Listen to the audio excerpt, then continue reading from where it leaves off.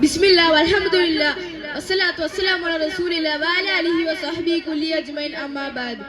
ആദരണീയരായ സഹോദരങ്ങളെ, ബഹുമാനരായ ഗുരുനാഥന്മാരെ, രക്ഷിതാക്കളെ, സ്നേഹസമ്പന്നരായ സഹോദരി സഹോദരന്മാരെ, പ്രിയപ്പെട്ട കൂട്ടുകാരെ, അസ്സലാമു അലൈക്കും.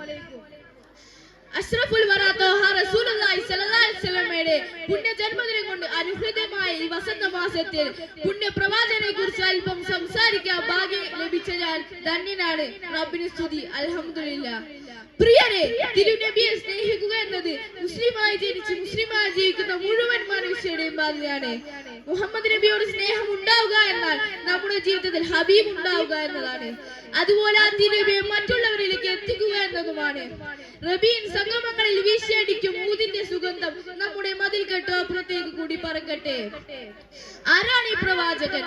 പ്രവാചകന്റെ നിയോഗം എന്താണ്? എന്താണ് ആ പ്രവാചകൻ ജീവിച്ചു കാണിച്ചു തന്നത് എന്നറിയാത്ത ധാരാളം ആളുകൾ നമ്മുടെ ചുറ്റുപാട് ജീവിക്കുന്നുണ്ട്. അവരിലേക്ക് ഈ കാരുണ്യ പ്രപഞ്ചത്തെ എത്തിച്ചു കൊടുക്കാനുള്ള ബാധ്യത നമുക്കല്ലാതെ മറ്റാർക്കാണ്?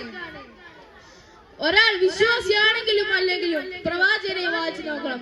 അപ്പോൾ അറിയാം, മുഹമ്മദ് നബി നീതിയുടെയും കാരുണ്യത്തിന്റെയും സത്യത്തിന്റെയും സമാധാനത്തിന്റെയും പ്രഭ വരുത്താവുന്ന ദൂതനാണെന്ന്. മുഹമ്മദ് നബി മാതൃകായോഗ്യനായ പ്രബോധകനും വിശ്വാസികളുടെ ആദരണീയനായ നേതാവുമായിരുന്നു. ഉത്തമനായ ഭരണാധികാരിയും സൈന്യാധിപനും രാഷ്ട്രതലവനുമായിരുന്നു. ഈ പ്രവാചകൻ ലോകത്താകമാനം അനുഗ്രഹീതനാണ്. ലോകത്തെ ബോധ്യപ്പെടുത്താനുള്ള പ്രവർത്തനമാകട്ടെ നമ്മുടെ നബിദിനാഘോഷങ്ങൾ. അതിന് നാഥൻ നമുക്ക് തുണ നൽകട്ടെ. ആമീൻ എന്ന് പറഞ്ഞുകൊണ്ട് എന്റെ കൊച്ചു പ്രസംഗം ഞാൻ ഉപസംഹരിക്കുന്നു.